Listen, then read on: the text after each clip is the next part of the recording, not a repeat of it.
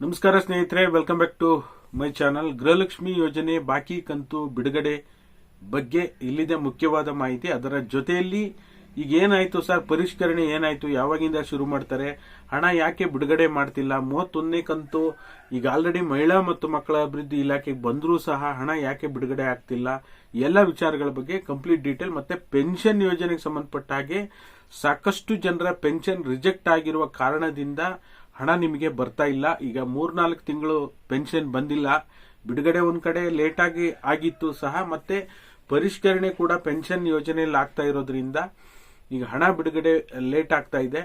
ಹಾಗಾಗಿ ಮತ್ತೆ ಅರ್ಹರಿಗೆ ಒಂದ್ ಕಡೆ ಬಿಡುಗಡೆ ಆಗ್ತಾ ಇದ್ರೆ ಇನ್ನೊಂದ್ ಕಡೆ ಏನಾಗ್ತಿತ್ತು, ಇಷ್ಟು ದಿನ ಕರೆಕ್ಟ್ ಆಗಿ ಪೆನ್ಷನ್ ಬರ್ತಾ ಇದ್ರು ಸಹ ನಿಮಗೆ ಇನ್ನು ಮುಂದೆ ಪೆನ್ಷನ್ ಬರೋದಿಲ್ಲ. ಪ್ರಮುಖವಾದ ಕಾರಣ ಏನು ಅಂತಾನೂ ಕೂಡ ತಿಳಿಸ್ಕೊಡುವಂತ ಕೆಲಸ ಮಾಡ್ತೀನಿ.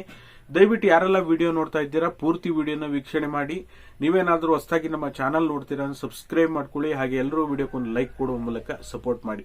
ಮಾಧ್ಯಮದಲ್ಲಿ ನಾನು ಬೆಳಗ್ಗೆನೆ ಒಂದು ವಿಡಿಯೋ ನೋಡ್ತಾ ಇದ್ದೆ, ಒಂದು ವಿಡಿಯೋ ಕ್ಲಿಪ್ ನೋಡ್ತಾ ಇದ್ದೆ. ಏನಪ್ಪಾ ಅಂದ್ರೆ, ಸುಮಾರು 19,000 ಜನರ ಅಮೌಂಟ್ ಅನ್ನ ಒಂದೇ ಖಾತೆಗೆ ಗೃಹಲಕ್ಷ್ಮಿ ಯೋಜನೆ ಹಣ ಜಮಾ ಆಗಿದೆ. ಸುಮಾರು 46 ಕೋಟಿ ಹಣವನ್ನ ಒಂದೇ ಖಾತೆಗೆ ಜಮಾ ಆಗಿದೆ ಅಂತ ಹೇಳ್ತಾ ಇದ್ರು. ಗೃಹಲಕ್ಷ್ಮಿ ಯೋಜನೆಯಲ್ಲಿ ಈ ರೀತಿ ಆಗಿದೆ, ದೊಡ್ಡ ಸ್ಕ್ಯಾಮೇ ಆಗಿದೆ ಅಂತ ಹೇಳಿ ನ್ಯೂಸ್ ಅಲ್ಲಿ ನೋಡ್ತಾ ಇದ್ದೆ. ಅದು ಹೇಗೆ ಸಾಧ್ಯ ಅಂತ ಆಶ್ಚರ್ಯ ಆಗ್ತಾ ಇದೆ. ಯಾಕೆಂದ್ರೆ ಈಗ ಒಬ್ಬರಿಗೆ ಈಗ ಹೆಸರು ಸೇಮ್ ಇರಬಹುದು, ಬಟ್ ಅಕೌಂಟ್ ನಂಬರ್ ಸೇಮ್ ಇರಕ್ ಸಾಧ್ಯ ಇಲ್ಲ. ಆಮೇಲೆ ಪ್ರತಿಯೊಬ್ಬರ ಬ್ಯಾಂಕ್ ಖಾತೆಗೂ ಸಹ ಆಧಾರ್ ನಂಬರ್ ಸೇಮ್ ಇರೋದಕ್ಕೆ ಸಾಧ್ಯ ಇಲ್ಲ.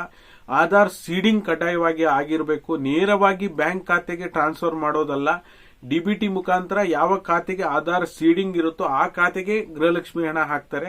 ಅದಂಗೆ 19,000 ಜನರ ಹಣ ಒಂದೇ ಖಾತೆಗೆ ಹೇಗೆ ಜಮಾ ಆಗ್ಲಿಕ್ಕೆ ಸಾಧ್ಯ ಅಂತ ನಿಜವಾಗ್ಲೂ ಆಶ್ಚರ್ಯ ಆಗ್ತಾ ಇದೆ.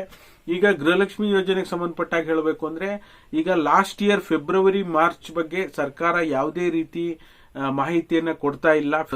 ವಿರೋಧ ಪಕ್ಷದವರು ಇದ್ರ ಬಗ್ಗೆ ಸುದ್ದಿ ಎತ್ತಿದ್ರು, ಸದನದಲ್ಲೇ ಇದ್ರ ಬಗ್ಗೆ ಚರ್ಚೆ ಆಯಿತು. ಫೆಬ್ರವರಿ ಮಾರ್ಚ್ ಏನಾದ್ರೂ ಕೊಟ್ಟಿಲ್ಲ ಅಂದ್ರೆ, ಕಳೆದ ಬಾರಿ ಸಿಎಂ ಸಿದ್ದರಾಮಯ್ಯನವರು ಹೇಳಿದ್ರು ಅವಾಗ, ಈ ನಾವೇನಾದ್ರೂ ಆ ರೀತಿ ಇದ್ರೆ ಖಂಡಿತವಾಗ್ಲೂ ಬಿಡುಗಡೆ ಮಾಡ್ತೀವಿ ಅಂತ. ಬಟ್ ಆದ್ರೆ ಕಳೆದ ವರ್ಷ ಫೆಬ್ರವರಿ ಮಾರ್ಚ್ ಮತ್ತೆ ಈ ವರ್ಷ ಏಪ್ರಿಲ್ ಮೇ, ಈಗ ಮಾರ್ಚ್ ವರೆಗೂ ಹಣ ಬಿಡುಗಡೆ ಆಗಿದೆ. ಏಪ್ರಿಲ್ ಮೇ ಬಿಡುಗಡೆ ಆಗಬೇಕು. 4 ತಿಂಗಳ ಹಣ ಪೆಂಡಿಂಗ್ ಹಣ, ಪ್ರತಿ ಬಾರಿ ಹಣ ಪೆಂಡಿಂಗ್ ಇರುವಾಗಲೂ ಸಹ ನಾವು ಸರ್ಕಾರಕ್ಕೆ ವಿಡಿಯೋ ಮುಖಾಂತರ ರಿಕ್ವೆಸ್ಟ್ ಮಾಡ್ತಾನೆ ಇರ್ತೀವಿ, ಪೆಂಡಿಂಗ್ ಹಣವನ್ನ ರಿಲೀಸ್ ಮಾಡಬೇಕು. ಈಗ ಆಲ್ಮೋಸ್ಟ್ ಜೂನ್ ಮುಗಿತಾ ಬಂತು. ಜೂನ್ ಏನಾದ್ರೂ ಕಂಪ್ಲೀಟ್ ಆದ್ರೆ ಸುಮಾರು 5 ಕಂತುಗಳು ಅಂದ್ರೆ 10,000 ರೂಪಾಯಿ ಹಣ ಬಿಡುಗಡೆ ಮಾಡಬೇಕಾಗುತ್ತೆ ಸರ್ಕಾರ.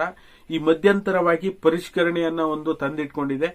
ಪರಿಷ್ಕರಣೆಯನ್ನ ನಿರಂತರವಾಗಿ ಮಾಡ್ತಾ ಹೋಗ್ಲಿ. ಅದಕ್ಕೆ ಸಂಬಂಧ ಅದರ ಪಾಡಿಗೆ ಅರ್ಹರಿಗೆ ಏನ್ ಕೊಡಬೇಕು, ಇನ್ಕಮ್ ಟ್ಯಾಕ್ಸ್ ಪೇಯರ್ ಆಗಿರ್ಬೋದು, GST ಪೇಯರ್ ಆಗಿರ್ಬೋದು, ಗೌರ್ಮೆಂಟ್ ಅಫಿಷಿಯಲ್ಸ್ ಆಗಿರ್ಬೋದು, ಒಂದೇ ಮನೆಯಲ್ಲಿ 4-5 ಜನ ಹಣ ಪಡ್ಕೊಳ್ಳೋರಾಗಿರ್ಬೋದು, ಅಂತವ್ರನ್ನ ಯೋಜನೆಯಿಂದ ಹೊರಗಿಡುವಂತ ಕೆಲಸ ನಿರಂತರವಾಗಿ ಮಾಡ್ಲಿ. ಬಟ್ ಆದ್ರೆ ಅರ್ಹರಿಗೆ ಕೊಡಬೇಕಲ್ವಾ. ಎಲ್ಲಾ ಯೋಜನೆಯಲ್ಲೂ ಕೂಡ ಅನರ್ಹರು ಇದ್ದೇ ಇರ್ತಾರೆ. PM ಕಿಸಾನ್ ಯೋಜನೆಯಲ್ಲೂ ಸಹ ಅನರ್ಹರು ಇರ್ತಾರೆ.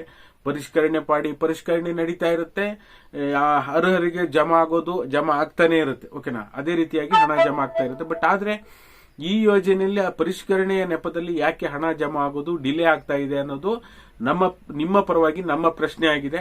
ನಿಮ್ಮ ಅಭಿಪ್ರಾಯವನ್ನು ಕೂಡ ಕಮೆಂಟ್ ಮಾಡುವ ಮೂಲಕ ತಿಳಿಸಿ. ಮತ್ತೆ ಅದರ ಜೊತೆಯಲ್ಲಿ ಪೆನ್ಷನ್ ಹಣ ಏನಾಗಿದೆ ಅಂದ್ರೆ, ಯಾರ ಇನ್ಕಮ್ ವಾರ್ಷಿಕ ಆದಾಯ 32,000 ರೂಪಾಯಿಗಿಂತ ಜಾಸ್ತಿ ಇದೆಯೋ ಅಂತವರ ಪೆನ್ಷನ್ ಯೋಜನೆಯಿಂದ ಹೊರಗಿಡುವಂತ ಕೆಲಸ ಮಾಡ್ತಾ ಇದ್ದಾರೆ. ಯಾರು ಫೇಕ್ ಡಾಕ್ಯುಮೆಂಟ್ ಗಳನ್ನ ಕೊಟ್ಟು ಹ್ಯಾಂಡಿಕ್ಯಾಪ್ಟ್ ಆಗಿರೋದೇ ಇಲ್ಲ, ಅಷ್ಟು ಪ್ರಮಾಣದ ಹ್ಯಾಂಡಿಕ್ಯಾಪ್ಟ್ ಆಗಿರೋದಿಲ್ಲ, ಆದ್ರೂ ಸಹ ಹ್ಯಾಂಡಿಕ್ಯಾಪ್ಟೆಡ್ ಅಂತ ಹೇಳಿ ಡಾಕ್ಟರ್ ಸರ್ಟಿಫಿಕೇಟ್ ಕೊಟ್ಟು ಫೇಕ್ ಡಾಕ್ಯುಮೆಂಟ್ಸ್ ಗಳನ್ನ ಕೊಟ್ಟು ವೆರಿಫಿಕೇಶನ್ ಮಾಡಿ ಅಂತವ್ರನ್ನ ಹೊರಗಿಡುವಂತ ಕೆಲಸ ಮಾಡ್ತಾ ಇದ್ದಾರೆ. ಏಜ್ ಆಗಿರೋದೇ ಇಲ್ಲ, 60 ವರ್ಷ 65 ವರ್ಷ ಏಜ್ ಆಗಿರೋದಿಲ್ಲ, ಆದ್ರೂ ಸಹ ನಮ್ದು 60 ಆಗಿದೆ ಅಂತ ಹೇಳಿ ಆಧಾರ್ ಕಾರ್ಡ್ ಅಲ್ಲಿ ಚೇಂಜಸ್ ಮಾಡಿ ಹಣ ಪಡ್ಕೊಂತಿರೋರು ಅಂತವ್ರನ್ನು ಸಹ ಹೊರಗಿಡ್ತಾ ಇದ್ದಾರೆ.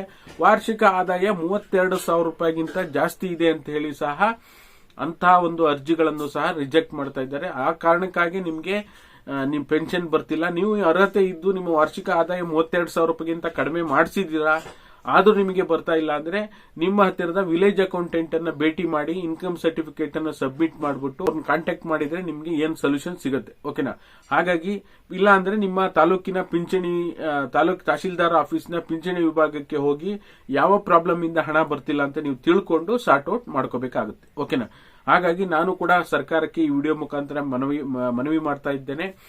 ಆದಷ್ಟು ಬೇಗ 4 ಕಂತುಗಳನ್ನ ರಿಲೀಸ್ ಮಾಡಬೇಕು. ಬಾಕಿ ಇರುವಂತದ್ದು ಪೆನ್ಷನ್ ಹಣ ಏನು ಪರಿಷ್ಕರಣೆ ನೆಪದಲ್ಲಿ ಡಿಲೇ ಮಾಡೋದು ಬೇಡ. ಏನು 31ನೇ ಕಂತಾದ್ರೂ ಅಟ್ಲೀಸ್ಟ್ 1 ಕಂತಾದ್ರೂ ಈ ಜೂನ್ ತಿಂಗಳ ಎಂಡ್ ಒಳಗೆ ರಿಲೀಸ್ ಮಾಡಿದ್ರೆ ಒಳ್ಳೇದು. ಓಕೆನಾ? ಇದಾಗಿತ್ತು ಈ ಕ್ಷಣದ ಮಾಹಿತಿ. ಯಾರೆಲ್ಲ ವಿಡಿಯೋ ನೋಡಿ ಸಪೋರ್ಟ್ ಮಾಡಿದ್ರೆ ನಿಮ್ಮೆಲ್ಲರಿಗೂ ಧನ್ಯವಾದಗಳು. Thank you all. Thank you so much for watching.